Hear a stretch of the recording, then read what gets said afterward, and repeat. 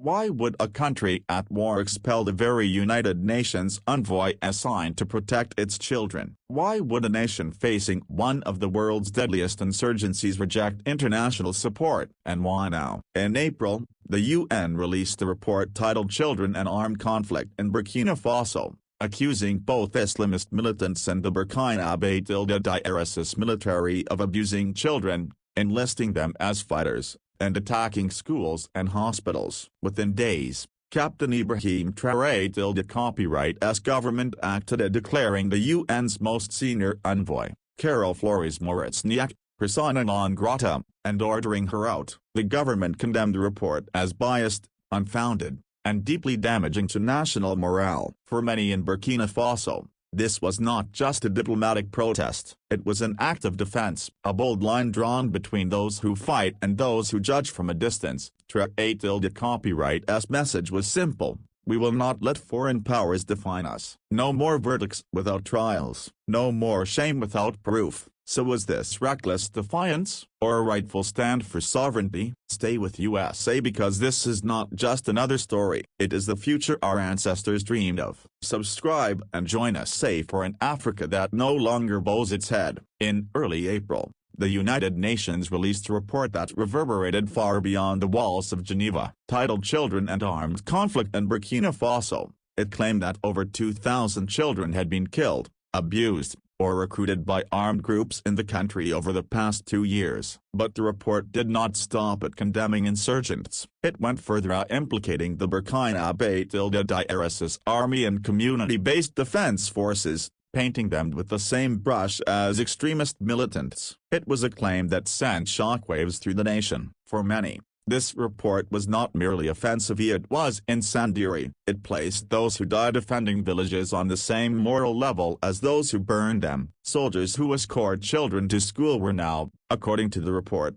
the same as those who bombed those schools. For the government, this was an intolerable affront. Within days, Captain Ibrahim Traoré's copyright made his position clear: Burkina Faso would not accept this narrative. Carol Flores Moritzniak, the UN's most senior official in the country, was expelled, persona non grata. But what exactly made this report so explosive? It was not just the content, it was the way it was crafted, the process or lack thereof behind it. According to the transitional government, the report was published without prior consultation, without judicial evidence, and without a single ruling from Burkina Faso's courts. It cited anonymous sources. It provided no verifiable proof. There were no names, no records, no dates that the Burkina Faso authorities could examine or challenge. It was, in their words, a verdict without a trial. This wasn't just about international relations. It was about identity, dignity,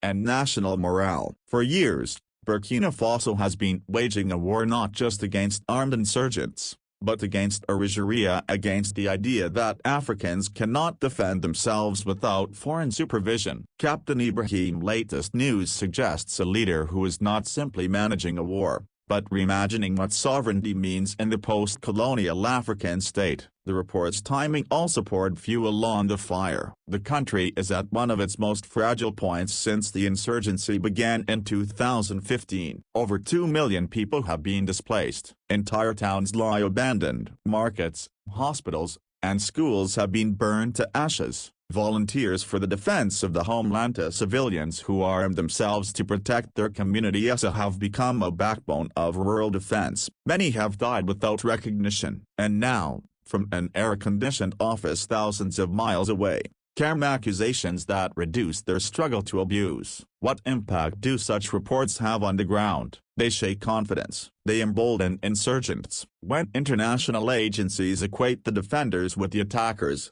they hand a propaganda victory to the very forces Burkina Faso is fighting. It undermines recruitment. It weakens alliances. It drives suspicion between civilians and the army. The battlefield is not just in the cell. It is also in the headlines, the press briefings, and the reports read by donors across Europe and North America. This is why the response was immediate and furious. The decision to expel Moritzniak was not about silencing critique. It was about rejecting a double standard. For decades, International institutions have told African countries to uphold human rights, while turning a blind eye to the weapons, funding, and political meddling that fuel the very crises they later condemn. Burkina Faso latest news makes clear, the country will no longer play the role of the accused in a courtroom where the judge, jury, and executioner sit outside the continent. This is not just about one report or one envoy. It is about a deeper struggle for narrative control, the power to define who is a protector and who is a threat. For Captain Traoré tilde copyright, the stakes are existential. His legitimacy rests on the promise of restoring security where elected governments failed. If the military is painted as criminal, then the very foundation of his leadership collapses, not from failure on the battlefield, but from the ink of a UN document. In that context, the expulsion was not Russia, it was strategic. It sent a message not only to the UN, but to Burkina Faso's citizens. We will not be shamed. We will not be misrepresented. We will speak for ourselves. And now, we ask you, do you believe a soldier's sacrifice should never be smeared without evidence? Let us know in the comments. And if you believe in defending truth, hit subscribe and stand with us. To an outside observer, Burkina Faso's decision to expel a senior United Nations envoy might seem abrupt, even reckless. But look closer, and a pattern emerges: a strategy shaped by history, pain, and the urgent need to reclaim control. This was not the first expulsion, and it will not be the last. In December 2022,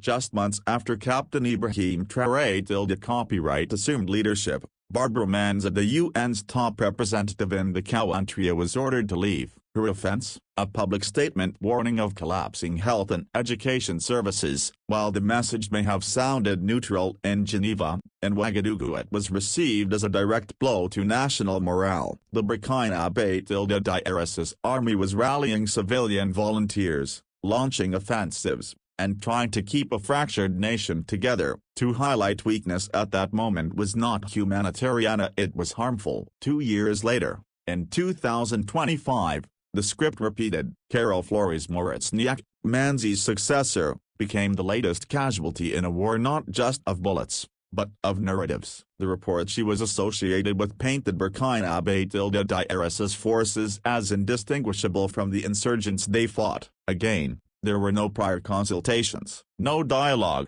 no acknowledgement of the sacrifices being made by thousands of local fighters across the Sahel. The decision to expel her came swiftly, but it was not impulsive. Burkina Faso was saying, once again, we are not pawns. We will not accept being spoken for. Behind these decisions lies a broader truth. For too long, African nations have been objects of global commentary rather than authors of their own stories. When reports are written without context, they do not simply inform, but they distort. They reduce complex struggles into headlines and metrics, stripping away human dignity in the process. For a country like Burkina Faso, fighting a war of survival, such distortions are not abstract, they are dangerous. Captain Ibrahim's latest news shows a leader who is deeply aware of this dynamic. He understands that perception shapes reality, that when foreign powers frame Burkina Faso as a violator rather than a victim, it weakens alliances, disrupts aid,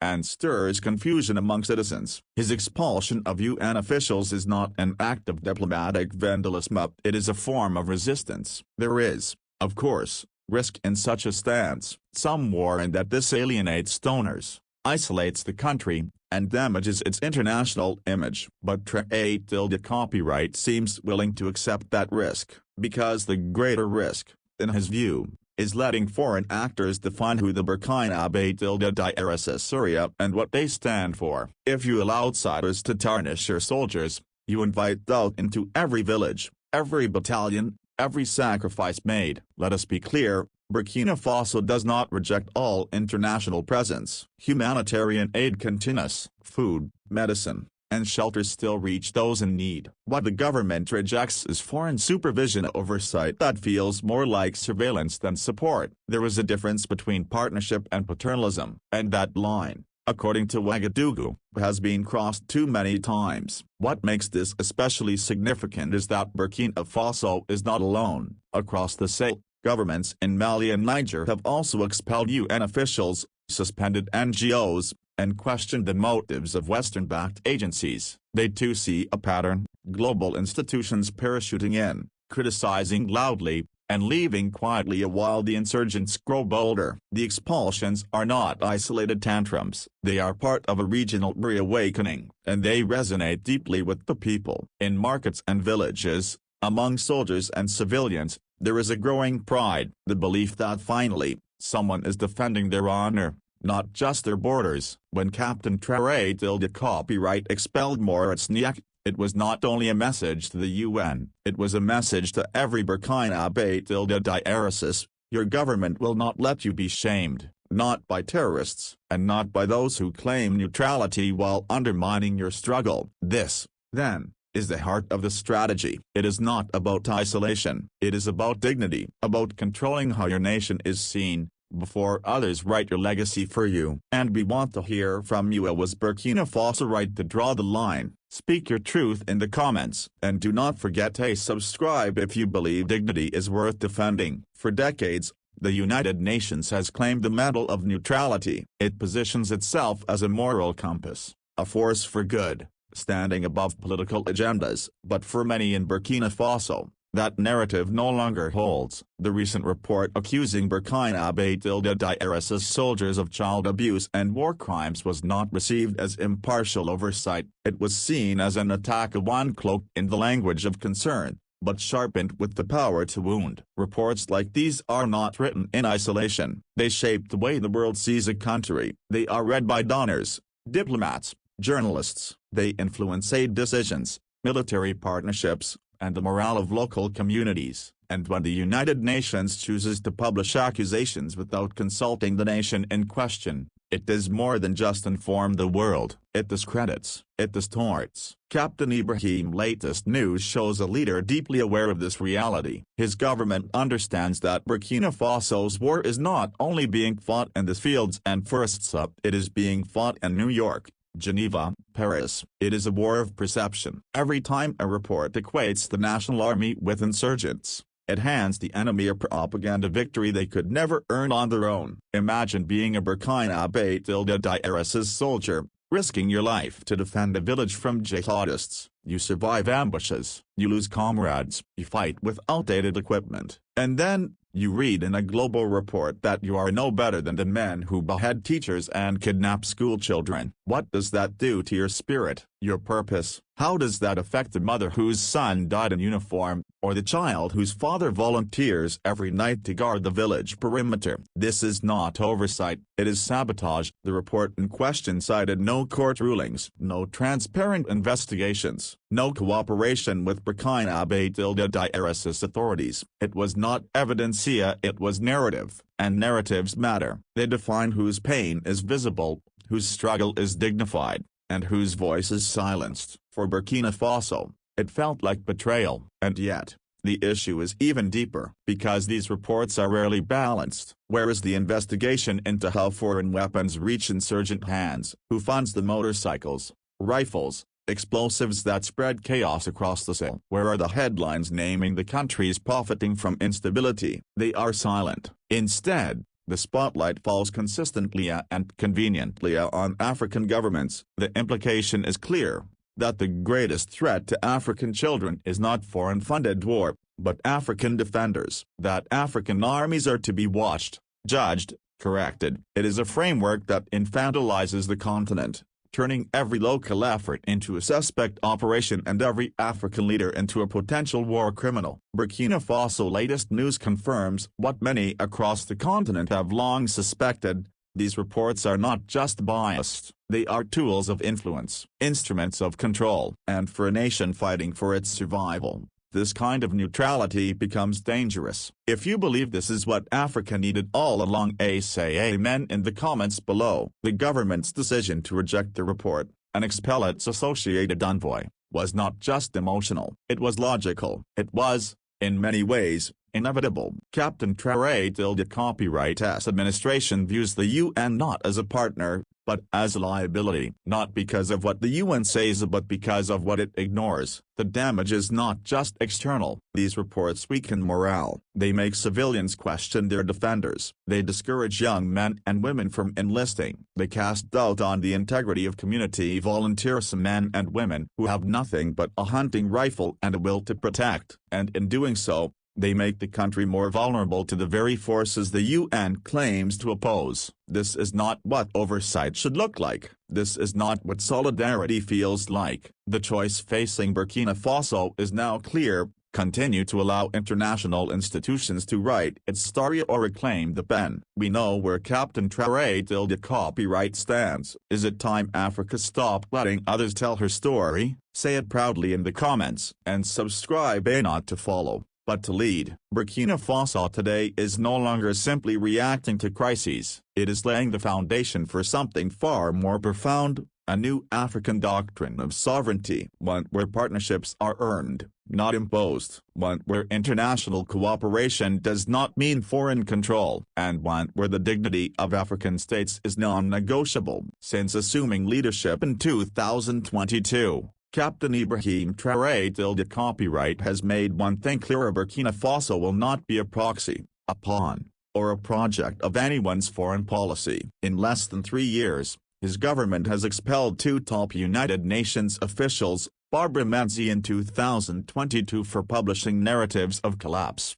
and Carol Flores Moritzniak in 2025 for aligning with a report that equated Burkina Faso terrorist defenders with insurgent butchers. These decisions were not isolated outbursts. They were calculated steps in a larger struggle for self-definition. Burkina Faso latest news confirms the pattern. First, French troops were ordered out. Then, Western NGOs with political influence were sidelined. Simultaneously, new alliances were formed with Russia, with Mali and Niger, with others willing to deal on terms of mutual respect. The creation of a Sahelian coalition rooted in shared history, geography, and security threats signals a continental shift. One where African nations collaborate not as wards of the West, but as equals. Critics, especially in Western capitals, have framed this as dangerous isolation. But from Ouagadougou, the view is different. This is not isolation, it is selection. It is about choosing partners who recognize African dignity, rather than demanding obedience. Cooperation, as Traoré tilde copyright as government sees it, does not mean letting others dictate your domestic policy, question your soldiers, or write your story. It means standing side by side, not one nation standing over another. Captain Ibrahim's latest news has highlighted his willingness to take political risks in pursuit of this vision. He knows the costs. Expelling UN envoys brings condemnation. Rejecting French troops narrows military options. Sidelining powerful NGOs reduces access to Western grants. But the Traoré tilde copyright, the deeper cost lies in submission, the slow erosion of sovereignty, masked as diplomacy. And yet, in the face of these choices, Burkina Faso has not collapsed. On the contrary, the country has maintained humanitarian corridors. It continues to receive food assistance, medical supplies, and refugee support. In fact, Traoré tilde copyright as government has drawn a clear distinction: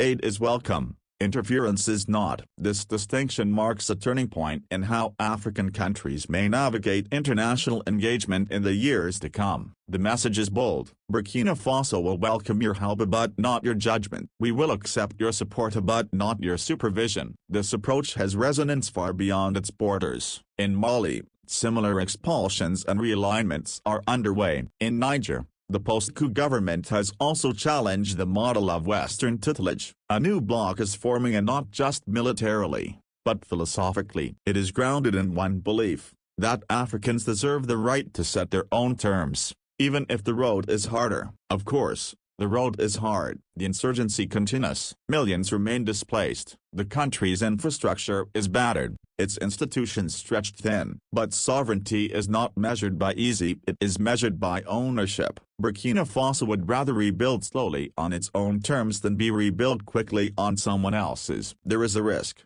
yes, that this doctrine could lead to further alienation, that without engagement from multilateral organizations, the country may fall behind in development or diplomacy. But for the copyright, the greater danger is dependency, a cycle where Africa is always the student, never the author. This is what makes the latest UN expulsion more than just a diplomatic incident. It is a chapter in a larger story, the rise of a new African assertiveness, a refusal to be managed, a demand to be met as equals, a declaration, loud and clear, that Africa will no longer apologize for seeking control over its own future. And we ask you, do you believe this is the Africa our ancestors fought for? Comment below. And if you stand for dignity, sovereignty, and unity, subscribe now. So now, we return to the questions we began with. Why would a country at war expel the very envoy meant to protect its children? Who, in this tangled conflict, is truly being defended? And who, after all, is the real threat? Burkina Faso's decision to expel Carol Flores Moritzniak was never just about one report. It was about principally a line in the sand. It was about who controls the narrative in times of chaos, about who gets to define right and wrong when the bombs fall, when the markets burn, when the soldiers bleed. It was about refusing to let those far removed from the conflict assign equal blame to defenders and destroyers. Captain Ibrahim's latest news tells us that this was an act of national protection and not of an individual, but of spirit. It was not done to shield criminals. It was done to shield morale, to shield the weary soldier watching his village torn apart, to shield the mother sending her only son to join the volunteers for the defense of the homeland. It was a defense, yes, but of dignity, not of denial. The deeper truth is that Burkina Faso is not just rejecting foreign judgment, it is trying to reclaim its voice. The old model, where African governments sat quietly while outsiders dissected their struggles, has collapsed. The new model is loud, unfiltered, and sovereign, and it is being written not in Paris or New York, but in Ouagadougou. Yet even as we celebrate this rise in self-definition, we must pause, because sovereignty, for all its power, is not a shield against suffering. Pride does not feed the displaced. Independence does not automatically restore schools, clinics, or roads. And narrative control, while crucial, does not defeat insurgents. This is where the future lies in balance. Burkina Faso must walk a tightrope between resistance and reconstruction. It must find ways to assert itself without isolating itself. And that is no small task. It requires partners who respect, not patronize. It requires local strategies that work, not slogans that echo. It requires faith from its people that the path they've chosen, difficult though it may be, leads somewhere worth going. But if any country can walk that line, it may just be Burkina Faso. This is a nation that has endured betrayal, poverty, terror, and still fights. This is a people who understand that freedom is not just political, it is psychological. It is the freedom to reject narratives that shame, to silence voices that distort, to decide for themselves what justice looks like. So, will defiance bring deliverance? Perhaps not overnight, but what it will bring is ownership, of victories, of failures, of the long road ahead. And in the end, that may be the most powerful act of all. And now we ask you, is this the beginning of Africa's rebirth or a dangerous gamble? Comment your thoughts below. And if you believe in new voices, bold leadership, and Africa standing tall, subscribe now. What happened in Burkina Faso is not just a political gesture. It is a profound declaration that dignity matters, that the stories we allow the world to tell about us are as powerful as the bullets we dodge, and that for African nations,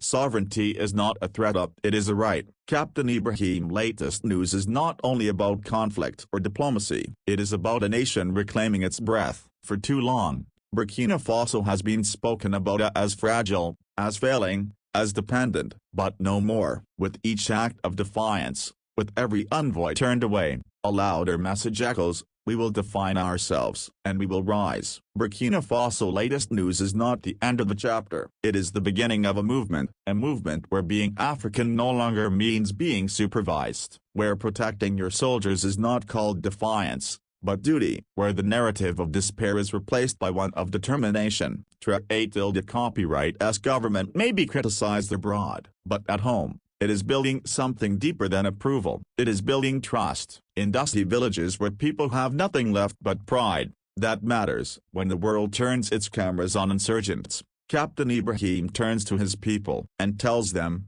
"Your pain is seen, your sacrifice is sacred." That is not authoritarianism, that is leadership. But the road is still long. Sovereignty must be matched with solutions. Dignity must be paired with discipline. Burkina Faso has chosen a path that is harder, but it is also nobler, because it is free. And perhaps, just perhaps, this is the story our ancestors hoped we would tell. Africa rise. If this story moved something in your chins, don't scroll past. Like, share, speak, subscribe, because they hid our history long enough. Let's speak our future out loud. Thank you for being here. We'll see you in the next story, out the kind they still don't want you to hear. Captain Ibrahim latest news is still unfolding, and so is Africa's destiny.